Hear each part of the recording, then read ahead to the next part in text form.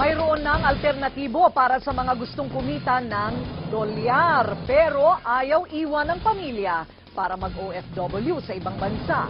Nauuso na kasi ngayon ang tinatawag na online jobs o yung mga trabahong ang gamit lamang ay internet at computer sa bahay. Nagpapatrol, TJ Manoto. Thank you for calling Fortress Learning. This is Beng. How may I help you? Pag nadinig mo lang, akalain mong nasa ibang bansa o di kaya call center sa isang magarang opisina. Pero dito lang sa kanyang bahay nagtatrabaho si Beng Senon bilang isang online worker.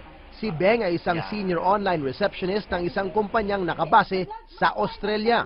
Maganda raw ang kita rito, bukod pa sa karagdagang benepisyo. Kahit nakapambahay ako, pwede ako magtrabaho. So, yun yung yung sweldo ko, nakukuha ko na buo. Si Justine, writer mula sa Cagayan de Oro. Nagugustuhan naman ang De Oras o di kaya The Project ang swelduan na US dollars pa. There are projects where I paid per hour. There are also projects where I'm paid per project.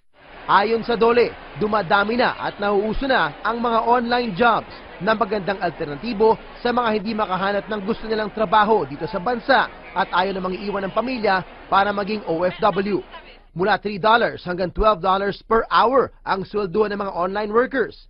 Sa 8 oras sa isang araw, halos 20,000 hanggang sa 78,000 kada buwan ang pwedeng kitain. Ang Elance at Odesk ang ilan lang sa mga sikat na online services na tumutulong sa mga manggagawa na makahanap ng trabaho na gamit lang ang internet at computer sa bahay.